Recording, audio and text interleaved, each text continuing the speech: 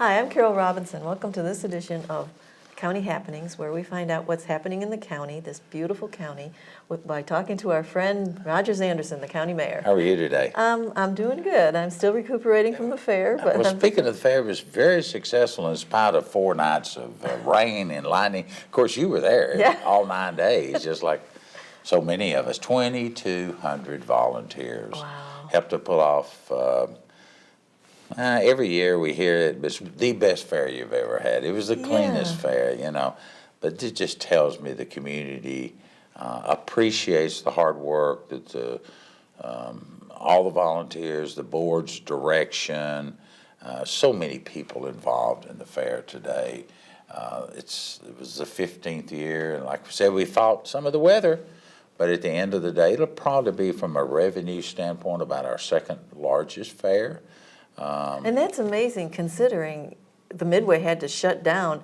In some of those days, it shut down 2 or 3 times during the course of the day for an hour or so. A couple of hours one time. Yeah, and then there was how many, 3 nights where it actually shut down the whole night? Yeah. About 8 o'clock or so? So, part of that is, I think people have come to expect when you pay your $9 to come in, and if you pay the $9, you're just not watching the specials. Yeah. But if you come to the fair, there's plenty still to do inside the arena, still plenty to do down in the ag sign.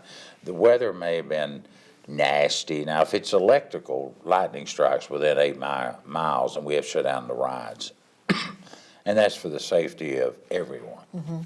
But if it's just raining, it's gloomy, then activities can continue to go on.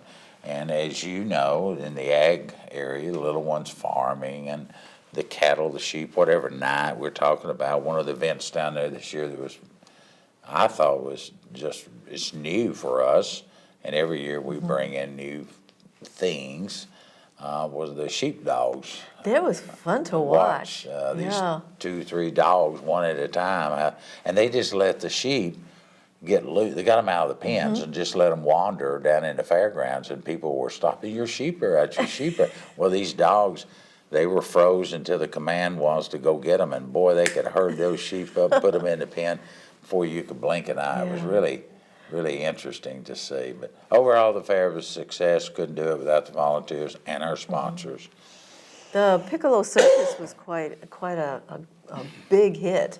Every time I went by there, I did get to see it, but every time I went by it was just chock full, and it was just a nice, friendly, a really nice circus.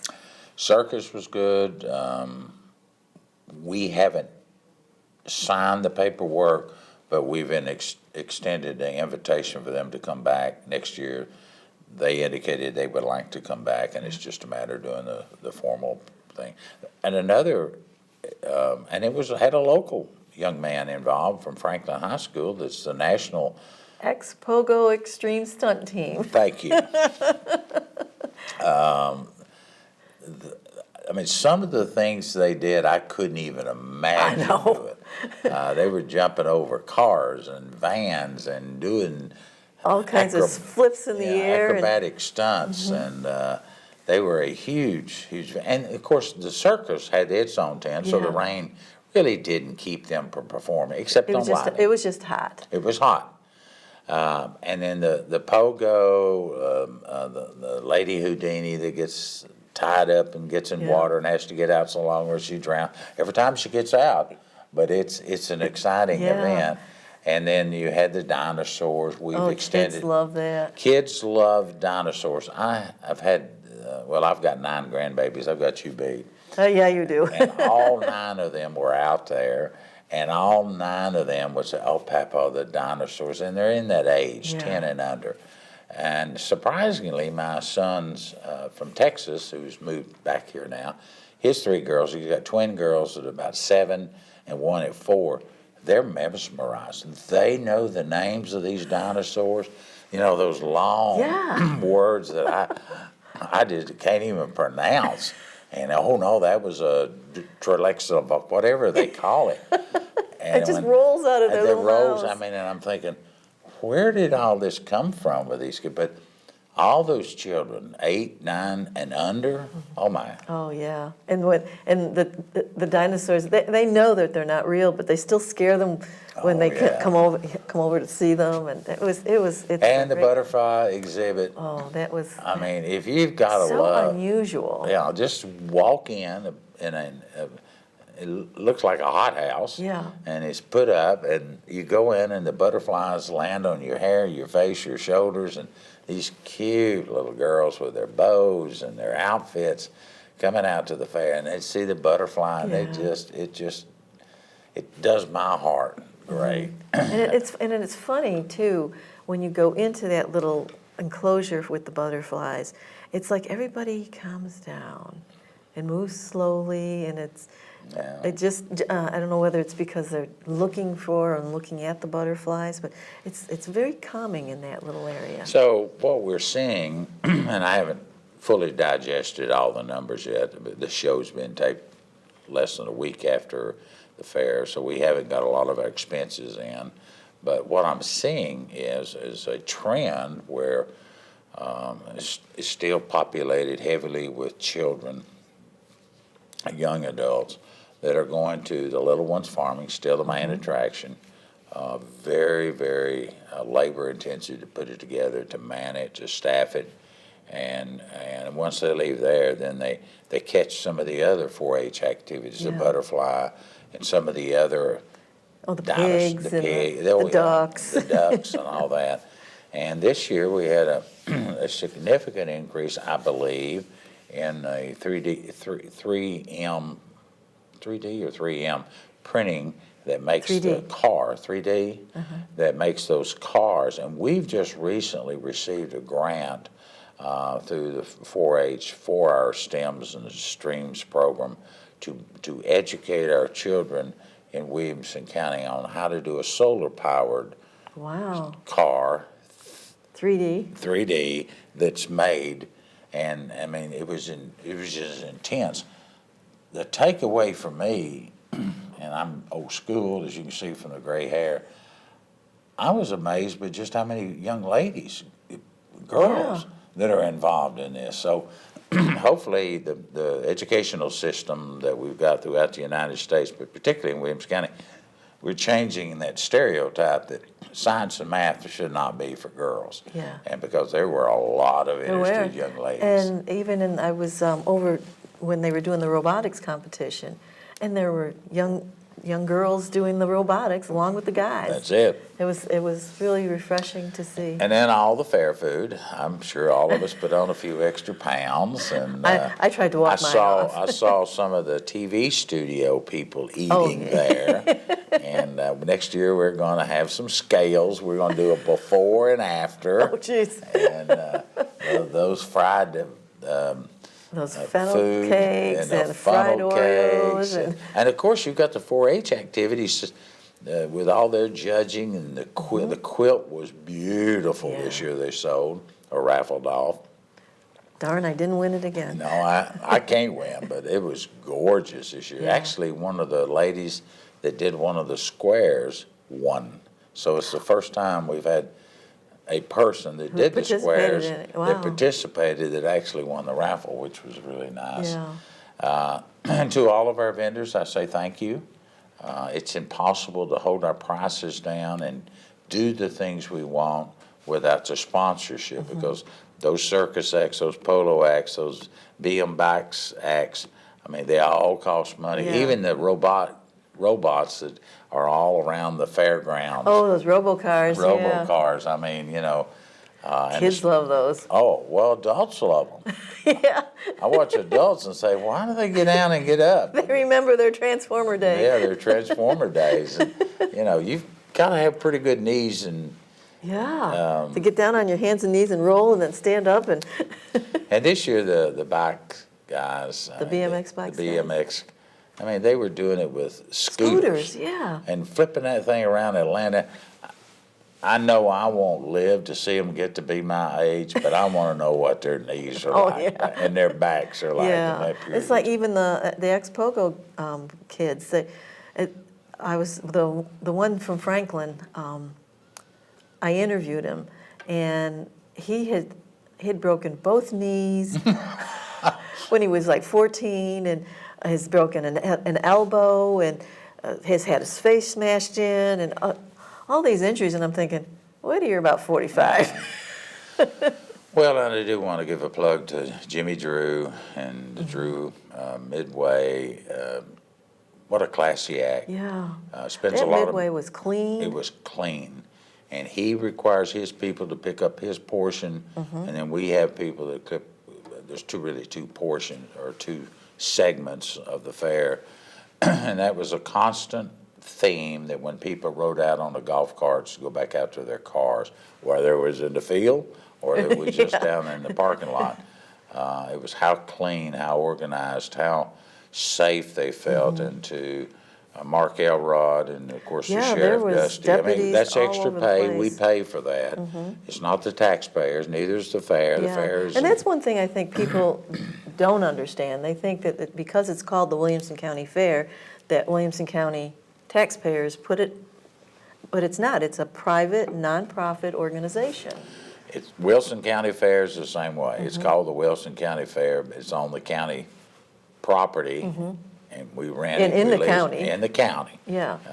And so, But thanks to all the people that came. The Fair Board pays to rent the Ag Center, and the money that, from the sponsors, that you get, you raise the money to pay for the fair. Yeah.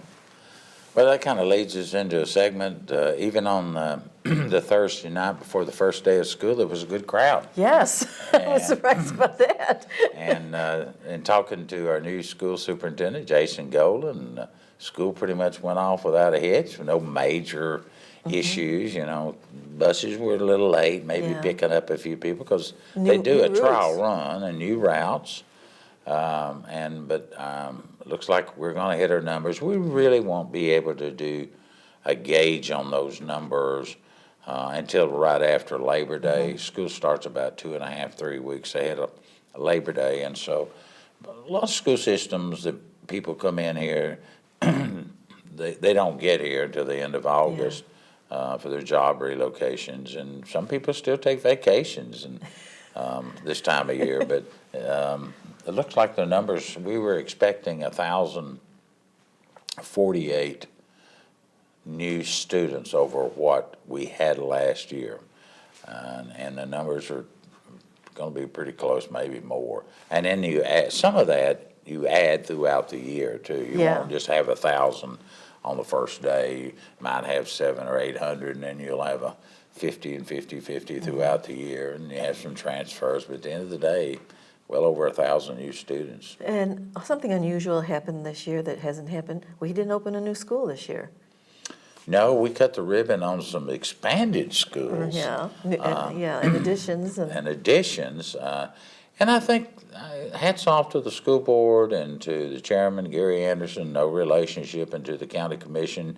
Several years ago, we asked, what are you going to need over the next 10 to 15 years? And they came back and said, we need new schools, extra, these places, and we're going to try to enlarge or get an extra wing or do an improvement or do a new footprint.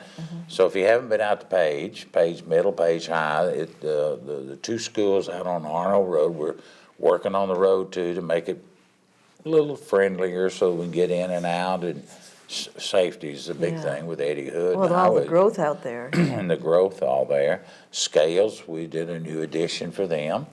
Grassland Middle is just within a few days of getting their new auditorium put in, but that's no new capacity for students. That's just Convenience. convenience and programs. The Entrepreneur Center, that used to be the old Yates Vocational Center, has been. And then it was Columbia State for And a it while. was Columbia State. And so we had a ribbon cutting on that. So that was new, but there's no new capacity. It was a new program for the Entrepreneur Center to show our boys and girls at the high school level how to run a business, how to be an entrepreneur, how to. You and I know that the first 2 and 3 years of a new startup business are most critical. Yeah, they say they'll fail within the first 5 years. So if if we can teach our young people that if you're going to go this route, which is fine, I did that many years ago myself. But if you're going to go there, let's give you the pitfalls and what to look The out tools for, the to avoid tools it. and how to run a business and what a profit and loss P&L statement means, and how do you market your widget, whatever you happen to do. So I think that's all a good step in the right direction for public schools, and it's kind of the direction that the governor has kind of wanted to do, more into technology, more into that area. But now he's concentrating really more out into the rural areas. Right, and providing options for kids that aren't going to go to college for one reason or another. I've often said that when the success of a rural county around us, Nashville is hub, but we call it the donut, and then the counties around it make up about 9 counties. But in some of our western part of our state and the eastern part of our state, That are outside the donut. they're way outside that donut. Middle Tennessee is just a mecca for business, and we have to realize that didn't just happen. Each county, each community kind of morphed itself into what it is. I mean, Nashville, they're having a growth of about 80 people a day, which is just phenomenal to me. But you've got the hospitality industry has recognized that, new hotels, new motels. Now, their challenge is how they're going to staff them. Yeah. The workforce, I mean, that's the critical piece in every community. We just announced Mitsubishi was coming to our community, which is a company that's coming from California, and they're bringing 250 to 300 jobs. And so our question was, well, how many new jobs are going to be here? I mean, are you going to bring the whole staff? And the answer was no. They kind of like Nissan did 10 plus years ago now. They brought about 40% of the workforce, and the rest are hired locally. Matt Largen offered up his office space for interviews for Mitsubishi, and there was 300 plus people waiting in line throughout the day that came in and applied for jobs. Wow. Even in a community that's got unemployment less than 2%. So that tells me that we draw from the other surrounding counties and the underpaid, the ones that are working somewhere looking for an opportunity to make more money. Right. In a headquarter automobile type business. With the stock market being up and down and fluctuating, and I have to watch a lot of that, and you're constantly on the phone talking to people. The volatility, what's going on in China and the United States and Japan and the United States, it's a balancing act that we have all got to recognize that what does happen in a third world country or a second world country or one of our allies or even one of our enemies, it affects what happens here. Right. And it affects that job market of the future. Even though we feel like we're insulated, some of those areas affect us more because of the jobs that we have. You're correct, and that was where I was leading. The last time we had a downturn in the economy, it's hard to believe now, it's been almost 11 years. Williamson County weathered that storm pretty good. We had some layoffs, but we had more not hiring. Right, not hiring. And that's a big difference. Yeah, and a lot of the people that were laid off were skilled enough to come up with their own little Yes. bedroom businesses to Working tide out of them their over. homes. When you're a community like Williamson County, very diverse in your jobs, we've got automobile, we've got healthcare. Healthcare is still our number one occupational, amazing, yeah. vocational, whatever you want to call it. I mean, there's 1,600 employees just at the hospital. Yeah, and it's just not healthcare in the hospital and the medical business, it's the healthcare companies. Oh, it's package. Yeah. Lots of startups, entrepreneurs, et cetera, et cetera. So Williamson County's health is good from a business standpoint. Williamson County, It's diverse. it because of the diversion that we offer here. And to date, we've done 12 pilot programs, but our real growth has been in the existing businesses that are here that are expanding. Wow. Now, they tell me, they being the people who know, that in 25 years, most of the jobs haven't even been created that we'll be working in 25 years. Wow. And that is, Is that due to the technology changes? technology changing. There's a huge need for men and women, boys and girls, that anything to do with the IT world. However, there's still a huge need for people that can use their hands. Somebody's got to fix the refrigerators and the Well, it's stoves just, you and know, the haircuts cars and the work in the peop- service the industries. people that clean your teeth and the doctors and the nurses and the nurse practitioner, all those things, they're coming out to tell us the show's got 5 minutes left and we haven't got to anything. Oh my goodness! How quickly do we talk? But it's good.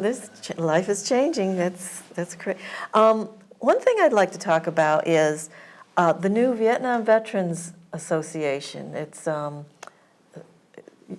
You're a part of it, so tell me about it. So there's an era in our history, and I'm not sure the exact dates, but it's about 1975 Back to 64. I back think. to 64. There's a 11, 12-year window that right after the war in Vietnam, or the declared perception of a war, it never was declared a war. Yeah, the But conflict. The conflict, as they call it. There was an organization that started Vietnam Veterans of America, and it was started out of Washington so that it could penetrate to all the cities and counties and states throughout our 50 states to let these men and women that served get together. And the underlying theme was vets helping vets. During the 70s and late 70s and 80s, it was not a time for our troops, soldiers, when they came back home. There was a lot of fanfare like there is today. Yeah, well, yeah, and they came home, like in World War I and World War II, they came home in groups. And during Vietnam and Korea, they came home one at a time. Yeah. And during the Vietnam era, it wasn't a proud time. Now, our country, not unlike anything today, I mean, there was a lot of conflict going on, arguing back and forth, and I guess that's been that way since the beginning of time. But so this organization, the Vietnam Veterans of America, VVA, started, and finally, some 25, 40, 50 years later, somebody had a light bulb go off and said, well, let's do one of those in Williamson County. So Rick Crestja out of Fieldstone. And Ron Bottomley? They were a member of the one in Nashville and said, well, let's start a chapter here in Williamson County, and that'll kind of draw from Murray County, from Marshall. And so you have to have 25 to have a charter. And of course, Williamson County's an overachiever. Yes, should say that. They're supposed to have 25, and you have to be voted on at the state level, and you have to be voted on at the national level. Mm-hmm. So they have 92 names they turn in. and Charter members, 92. Charter 92. I mean, 4 times the amount, overachiever. And they had their first meeting this week when they actually received their chartership, set up their officers, and they're accepted the bylaws. And their board of directors. So if you're watching this show and you're in that 65 to 75, somewhere along there, and you've served or not served, but you were in the military during Right, that you don't period have of to have time. been in Vietnam. Call It's my Vietnam office. era. Just call my office, 615-790-5700, and say, hey, Mayor. Yeah, you who know, do I contact? Who do I contact? We will get you that information. We actually had Rich on the show several months back, but it was probably a little bit premature, but we were getting the word out. But I think that helped. Several people saw it. And I know you've given some special coverage to it. This group will eventually phase itself out.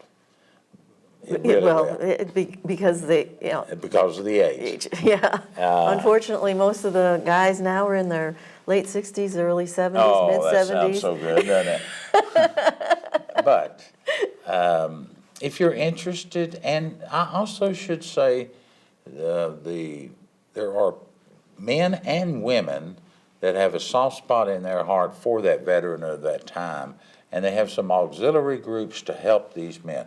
This group plans on raising funds, at which time they want to help other vets, help with the utility bills, help with the rent, help with whatever And it they doesn't can. have to be a Vietnam veteran. No, it does not. They are reaching out to help That- the young veterans coming home, the older veterans from Afghanistan, Iraq, Gulf War. So, I do know one of the guys, there was a massive plea this week about getting a website started, so I know somebody that's working on that. So stay tuned. I think over the next 30 and 60 days, they'll get a website up and how you can get better connected. But, the website is, a lot of these men that serve, they're probably not on the computer. Yeah. And so we've got to be able to get that message out through Through word of newspaper, mouth, print, and through other means, and maybe Tom Lawrence, WAKM, this channel will help to get that out and get it out into the community. Yeah, and they're going to be a fun group. They are. Well, yeah, they got your husband involved, didn't he? Sure did. And he's quite a character. And really quickly, it's a little too. We can't get into the new budget time, but there's going to be an annexation of some property. It will be on the ballot for the city election of Franklin, October, November. There's a large tract of land, individual landowners. I think there's 25, 26 of them that are going on the ballot that they want to come inside the city limits through the process of voting for voting at a referendum. It's about the only way they can do it because they're outside the urban growth boundary, and we could spend a whole show on that. Yeah, They're which actually we county probably should. properties. And so we got this balance. I'll quickly say this, we got a balance of property rights. And property rights for those that own a piece of property ought to be able to sell it. Property rights of people wanting to purchase it. And so these folks, like I said, 26 landowners, several hundred acres will be involved. They'll be on the ballot. They're the only ones that can vote. They own the property. And so they've asked to go out of the county's rules and regulation to be in the city, and I'm sure there's some financial reasons they would like to do that out around the Paytonsville Road exit. So if you're one of those property owners, vote, and if you're not one of those property owners, be aware. And It's the changing of our community. yeah, it's once again, it's just another big change in another area of the community. And speaking of changing, we've got to change your station. And we're going to say goodbye. Have a good time this week, and see you next time.